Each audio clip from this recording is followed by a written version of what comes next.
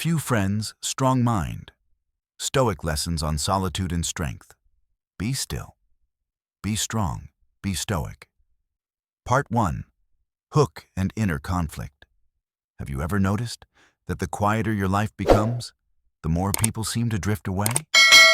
Messages slow down. Invitations disappear. You look around, everyone's busy, noisy, connected, and you're standing still outside that circle.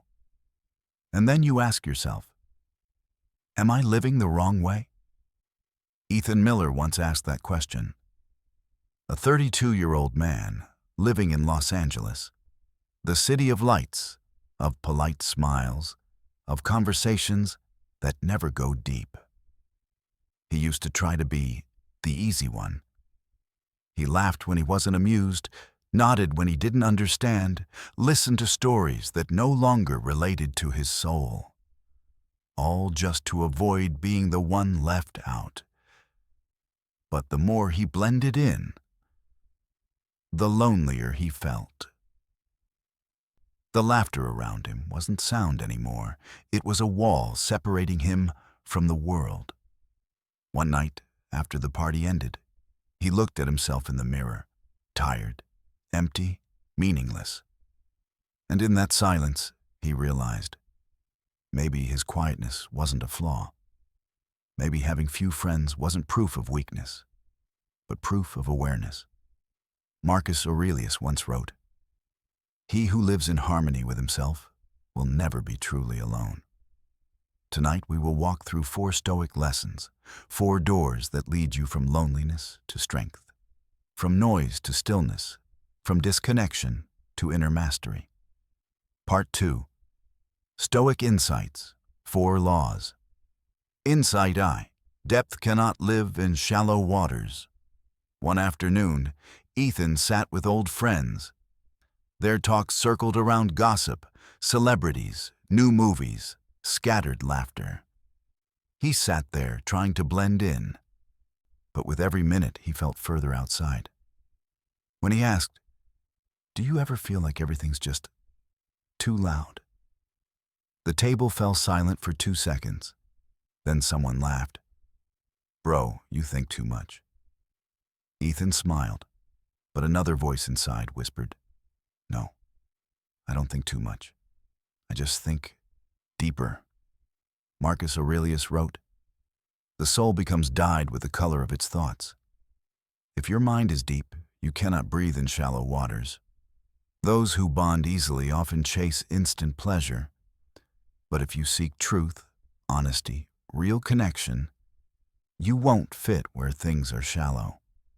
Your solitude isn't emptiness, it's depth, and the world is rarely still enough to touch it. Insight 2.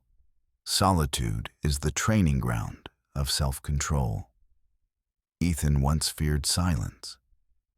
He played music while eating, podcasts in the shower, checked social media every 5 minutes just to avoid being alone with his thoughts. Then one night, the internet went out. No music, no connection, no one to talk to. At first came irritation, then panic. But a few minutes later, something shifted. He began to hear his own breathing, the wind against the window, and the feeling of not having to play any role.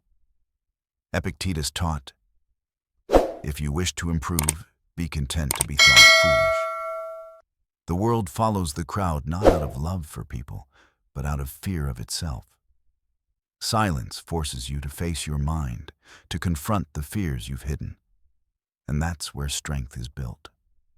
Loneliness doesn't kill you. It forges you. Insight 3. Conflict and Awakening. Once, Ethan tried to break the silence. He made a new social media account, posted pictures, wrote deep captions, interacted daily. Likes grew, comments multiplied. He thought, finally, I'm connected. But weeks later, he realized, though hundreds reacted, no one truly listened. And he saw the harsh truth. When you try to prove you're not lonely, that's when you're the loneliest. That was the moment of awakening. He deleted the app, turned off the phone, returned to the silent room. This time, he wasn't afraid. He simply sat and breathed. Silence was no longer punishment. It was a training hall where willpower and self-discipline are forged. Insight 4. The right people come in the right season. Time passed. Ethan moved to a smaller, quieter apartment. He worked, read, ran, and sometimes just watched sunlight through the window. One afternoon, as he was writing, someone knocked. His neighbor, a woman named Ava, lived alone too and loved silence. They talked for 5 minutes, then sat in silence for 10. And in that silence, neither felt awkward. Marcus Aurelius reminded, "Do not force what is beyond your control. When you keep your virtue steady, what is right will come naturally." Ethan realized, you can't force someone to understand you, nor make the right people arrive before their season. But you can live truthfully. And when you do, your energy becomes a signal. Those who share your frequency will find you, slowly but surely. Part 3. The Stoic Solitude Practice. Ethan called it the Stoic Solitude Practice, a daily ritual for those who learn to find peace in silence. Step 1. Breathe and be present.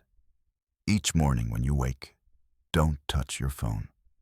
Sit upright, take 3 slow breaths, and whisper, "I am complete within myself." Feel your breath, the light, the heartbeat. Nothing is missing. There is only you and the present. Step 2. Reflect and observe. At midday, when emptiness arises, don't look for someone to talk to. Pick up your pen and write. What am I feeling right now? No judgment, no disguise, just observation, as Marcus Aurelius once observed his own mind in Meditations. Step 3. Release and gratitude. Before sleep, write 3 lines. 1. One thing that gave you peace. 2. One thing you're ready to let go. 3. One thing you're grateful for in silence. Then read Seneca's words, "Better to walk alone than to run with the crowd toward emptiness." Inhale deeply, exhale slowly, and let the day end in intentional stillness. Part 4.